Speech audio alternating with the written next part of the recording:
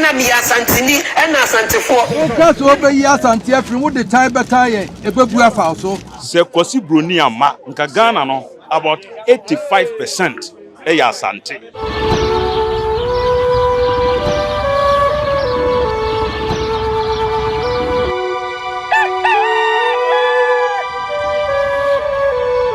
Omanfo mfre ye mra. Omanfo mfre ye mra. 1978 men's boutique and traditional wear. Ena efre nananoma himfo nananoma ahima nananoma chiame obi a wukodi hene anase akonfompo se woba 1978 men's boutique a eye kente nananomo entoma yetutu eguso edeko eyie de eya agefro kente papa bi edi kodwabo ase ope ahenema ope frugu ope neche ope chachao anase ope abahema duku ade bobo wonsa entoma wo be fra kente papa bi a obetu eguso de a eye 1978 men's boutique location no ewo edum ye ben Access Bank bomoden na bra na eni emedida na wonu hu da betumi afre wo 0265188889 1978 men's boutique was say na nanuma fade de a aha ena obenya na moroso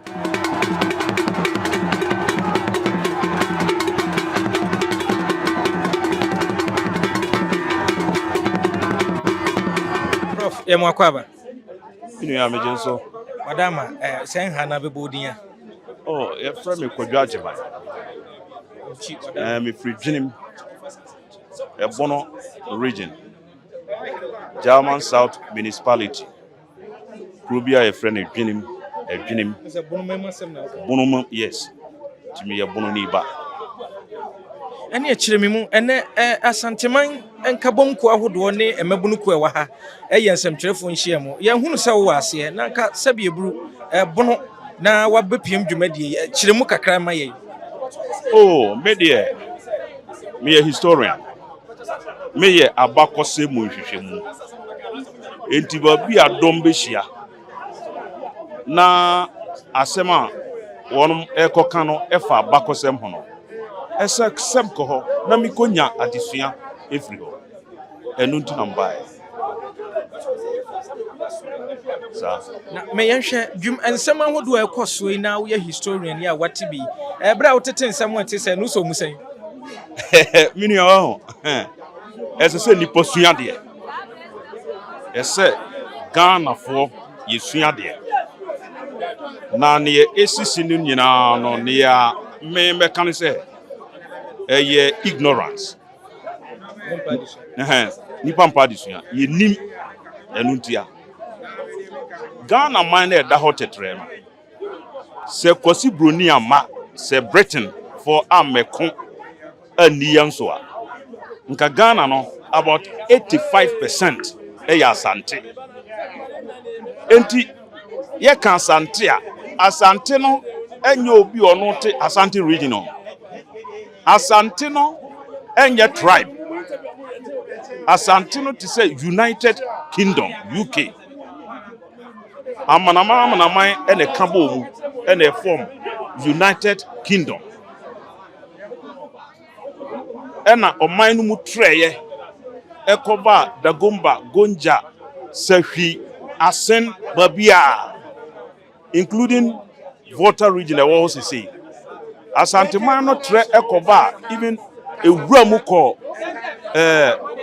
Cote d'Ivoire say ya German fo a ebinumo be di Ghana ebinumo Cote d'Ivoire ni anyifo nyina ebe kan asante man no ho nti asante so enti Broni ne bae na odi colonialism e bae na odi begu asante man no nanso kakra aka no ya sade se ye bo ho bae efisa ye historians no de ye pride ade a ye de hoahoa ye ho ya Asante Kingdom se ye ne abrofo no hia na abrofo no etu omanum esre ye nse omo no e build kingdom ta ne ye kan se ye so ya build Asante Kingdom se mu ma mese no a nka ye so ye da so prof mami misa na nka se wo mo mpa adesua eye kasa mu adesua ana krata mu de yankasa eye krata mu adesua wono ade obesua e wo krata mu bia no eno na woka Ebeye kasa. Enti mpempi no se na mafo aba no bi kaso Asantefo any Britain for koye at the Battle of Akatamanso for years ye kun Asantefo ane yamya. Una naka hubi. Because the Battle of Akatamanso no bana contribute to 700 soldiers. 700 soldiers no 7 pe and the sanko fee. Enti se won ko kan se ye kun Asantefo a na wo ye mistake. Sabre no na nananom e kan Asanteman no ho. Enti atrenchen bia abrofo de ba ye bia you also suffered it. Also who tiri obi. Who inherited it. So na me so no. Enti kakra na aka no. Se wo wa firim kura no a. Mmiri bia twam na oka ho. Eti se ne waware oba no wagya no. E dan se bo a waware no pen. O ware ba ma no gya no ko gyina ba bi na se wo gu ba ma na anim ase a. So obi abeka se bi o kura no bia na wadwene wo fom. Enti Asanteman no ye nyina na ye bom ekyekireye. Sagrenti war no abrofo ebeto hye Asanteman so no ye nyina na kampo mu ne abrofo ekonye. Anmonyam baya ye nyina na fight ye enti Asanteman no nye nipa ba ko na ekyekireye. Ye nyina na kampo mu kyekireye. Enti so obi gyina ba bi no ka se Asantefo a na sabi o kafra che onsua nhunui. Enti mam ka say ye nimde no eso sua de na wunsua hunu because Asante no bono ni ka ho achim ni ka ho dagomba ni ka ho oti ase dentra ni ka ho akwa omdoso broni na ba ye no fa nyansakwan bi so na otete ye ntem nanso watete ye ntem a ebi ho ayese ye bo ho ban na ye de akire biase nyina se senia okọ Britain na omo kingdoms okọ Netherlands and Holland. You see the kingdom of Netherlands, the kingdom of Saudi Arabia, the kingdom of Nekika Kahono bede ho be hono yeso Asante na kakra na aka ye mo ho ba na yeso ye de ahoa ye ho so na me so nti Asanteman no enya Asantefo abewo Asante region kwa ni di so mfaso sikabia no enya Asantefo abewo Asante region kwa ni di so mfaso Ghana man nyina ye di so mfaso otumfo anim guase a ye nyina ye rim guase prof mamisa we kwawu ye historian de e ka Asante ho kwawu ka Asante ho achim e ka Asante ho yenti ami bisa ne se megide ye se obi a wanhunu mfonyini ne bi abayewa bi a wo se wo firi kwawu na wo betena fidie so ka nsem bi ati Asante hene ene Asanteman nyina ebra wo hwe video no na wo te ye wo sen na yam sire se onim onsuya de enti besra na nanom se bemfa nche no bemfa ne bone nche no ebi se eye ignorance onsuya udie ne kasa no a osi kwafo basi free mampong yes ano kan na se wunti free mampong a wonya santini enti se ye Ghana foi se ukotuna brochida na wo makra be ye Ghana fo wunti free Ghana ntu ye Ghana ni e wa brochidi ho so na e be chiro enti se kwafo enti free mampong de a be ya Asantefo unyina mo ka ho bi ne kwanse ko yesa eni tuma me ka cho se eye ignorance onim dino na asesa se bia ba bia okotena ye no bibinti e na oka se onne de me ye mefrem ho kwawni na momwunti no de ufri ba bi ne ba ye Germanfo ye fri suntra so ha ene kotena ye ko chichiri German otas abusua na ye jabe wo ha no be ne be frɛ ye Germanfo ye German no hoko ene be ye German kingdom wo aye hene wo kodiboa otas ye onu onim otumfo onimpa wo hu ne me so no sana de no te mimi krom dwene mi firi no kro bi wo ha ye frɛ ne Jechi okɔ ha ye frɛ ne Bonofuro kuro eye yen dwenemfo ye nkrofo ne te ho abusua no bi ewo edwuso ha enti semem Kwadwo Agyemang me kototo ayampia e de atua Asante a nya mi nuanom e na me ka sanity. Say me bubra bia be man tokwa aba. Na say ye ko a. Mo busuafo na e wo jechi no. Me ko twetwe aku ba na say de. Eni tuma me ka say nipa nsua de. Say ye sua de na ehu se ne ya ye si asuasu mu a. Nka saa asem we bia no. Emma. Abanyo ne kan bibi. Se kamea ye se santehina chi. Ohini bia ni ho ewo Ghana ha na. Wada ma kire yemu. Minim se santehina ye king. Afei ahemfo aka ewo omamu ha no. Yenye sansonso yem. Oh. Kane no won se madi kan kirem se na ye nyina ye kan santeman no ho. Da gomba gonja ne ye kan ka ho nyina e na bruni ebe separate na obia sese no sabre obia kotena ne baabi. So ne me so no. Na kingship no de santehene ye king. Tieni ye santehene ye king in this country.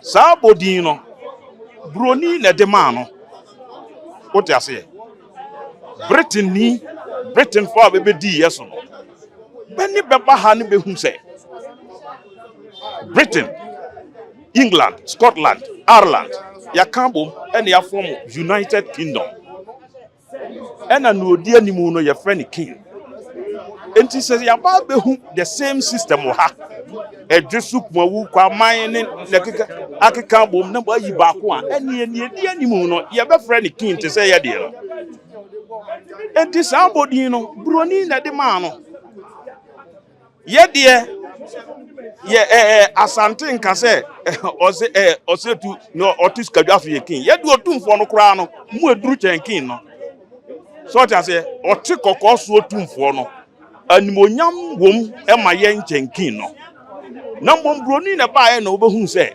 onu na henie no a wapompam no saa ni bie na ewa brochire no wabehu saa civilization no saa ni bie no bi wo ha de a ene ne edi animu no oye king eti minia wenya asem a esese ye ko hontokwa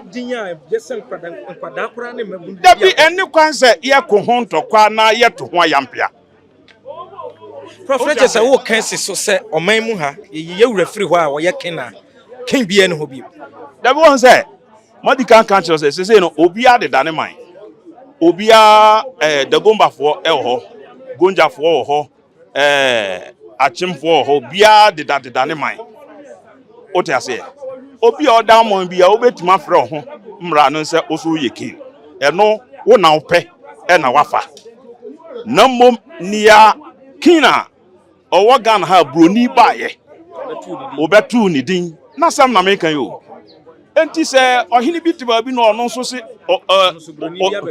very good and now obe frɛ no say broni ntu ni din kra na so ono so ye king na eno wuntimi nka nkyerɛ no say oboa ono ne pe ena wafa mi am gina ha yi no okom kroma ye from sojaman nso me nko soja da o ti ase we ma bosuo ni akokoduru ame wo no ni bro sa akwai oye sojaman sanete enti ni aye kan se ohina oti Ghana ha abroni kwasi kokko ba ya ohun se wapompam ahenie bi te se ne de no na ode kinship abodi no man no oni sante hene obo ya de historians de yenim so oni sante hene ona bo ni aboni din so ye king oti oman mu enti se wonso se bi o ka frache o yo hene wo ba bi no so be fra ho kina eno de enye obia eye wasem prof me hu se wo kasa nyina wo de bono kasa ennamu mama hunu se de wo hya ase se wo ye bono ni no na wo hwe enche ye nsem bi firi ho ba ya na ene asante nso gentere ha wo Ghana ha pa ne titi no tenten fidie so men kasa kire de na wo ta na chi nso ye professor yi de na wo ye historian wo te sansem yi de na ye wo nsem no firi hwan nchen ensem bi na firi ye doma ba ne asante ne ho nsem na titi se me de as a historian me a professional historian, a trained historian. Historians now you train and say ne kwan say ye bias. Ese say o face fact no. Emfa ho say ba bia wo free. Nokre e nokre. enti saa na ema na metete ya no nyina na me hu se eye ignorance eye nimdie bia na nipa nim enti me grant interviews ba mo gina hoyi Nyansapo wa grant me so many interviews am de kire se ne ade no sitie so enti me de menta obi achi me yabunu ni menta abono achi e na menta asante achi na mom nokore na meka neutral person me kan mu nokore a ewom enti se me kan nokore a ewom na otebono na okasa me yabunu ni nti manka ma na mfeva wa ye ne yawo kan na me tie na mom nokore a eda ho e na mde ye adwuma so na me tro efise asante no eno no ya de bia ye historians ye de hoahoa ye ho efise ye ne kwasikoko hia conference bia na be di tubanum se beno na bania bie build kingdoms yes ye build asante kingdom moa kwasikoko kro ya na obegu no nke so ye de ne to se wo de no muja ya nke de no ete se ye kasa pe na ba yikom oti ase enti bi da masem tete an se eye nokre na mi face nokre nim de ye adwuma oti ase men support to bono and support to asante nokre e na meka na se nokre na e support e page asante a na ye nokre na page asante a mribi atwam na ye nyina ka ho enti me de as a historian de asante kingdom no eye me ahohoaho a what me chiro na say I went to South Africa some time ago. One the kingdom of the Zulu. What you say? Many men have Foshia ya a kingdom of Zulu. I'm saying yes, we are kingdom of Asante. Me the kopia manu moho. What you say? Eji meeting. Na sa Asante ni hu asen kabe de na nkame so mi nya bi nka. What you say? Oko Ethiopia. Kingdom bi sore ho. Emperor Menelik, no ye king of Showa, or fight it here Italians, and or can or manu inambo ye tuning Negus Negasti, the king of kings. What you say? Or no Nasini no Emperor Haile Selassie. Or more desadian Ehwa Ewo Ethiopia. Enti say ya will be or has adiada. Aden yes no yam fan kwa. I don't know no. The concept say no. E say the kwakwaye ho. Na ye nimonyam e magana fo nyina. Maybe argument no. Kan nyina. So na be no. Enti Asante kingdom no as a historian no me eye mahohoahoa. Appiah. Eye mahohoahoa. Appiah. Anmonyam no otumfo ekoba bi na anmonyam no ba. Bebe ka se ohini bi a ofiri Ghana. Ben ka se ohini bi a ofiri Togo. And now ohini bi ofiri Burkina. We ka se ohini bi a ofiri Ghana. O di bibi ba Ghana fo nyina e na ye den. Ye enjoy na ete sa de a. Ade na se mekofa Asante no time. Profenche na meja wa mwako na emebunu bi na mfidie so sade mde kan ye no maybe the phone no omo aye omaka omo nsema hodo bi ati Asanteman any tribes nka ye bi aka as a professor and a historian wadama fa futusem koma wo Mo futusem ne se wo blogging ya ente se modie a professional blogging because what TV and what to me din Nyansapo. But you were one man bloggers be. Niamu ye, ubenze no obi atwe bi. Na akot or the akotare ne de ho. Una mitro. Na ototo ayampia. Ofisa obenya lalasula kakra atu ne botum. So na mom sika de. Ofa kwampa so pa unya. E na ofa kwambone so pesika ubenya. Na mo ni nsunsanso no. E da wanim. Enti ba beti social media so atete TV bloggers na office otwa santehene ayampia anase otwa ohini bi ayampia e na ono be mo nanya sika no mo futu amede ma be no se sika na ubenya na mom ebe ye sikaja enye sikadwa sika ja oti ase because eja e na wo frefre e de amo ho panyina wote radio so na wotwa na dapa wiase nyina na ogu nanim ase no ahenie nyame ne de ma wote ase ntu kasati a wakasati nyame na ese da obetu bo no atwa asuofra no nye da no na ne mpafe bere ebesiu nti mafutuo ne se safo no bensa krabadwen na benya ne ebe here edos prof bi ene ne da edikan a obi ehwe wada ma wudin e from Kwadwo Agyemang tabe odwampopo bi esi kroni mu a wase wadore sra Tanyini wantena fie ema aseduamfo Blani pie frimantam be hin se pin enye nkwandewa na yesotro no wa ansa na odi asebe fita na no makwade ebrensi am wa otua ne nsem mojabumo ni hu duanani wie klaman wo yesofo kra wonye yie bi tontonte ye no nsa na ye fa Nyansapo Abone ntakra na mane yakese na ntakra abone de fanyinam kwatere kwa Wada woro mantuma ye fe ni din de sei ni din de Obama akola wa no so pese utrimu usuma ense bratam se fanfam ne honhon hia na America sa sebe ka ya twa ni mu nyame nai ebu afa so enye de ya twa ni mu twa nyame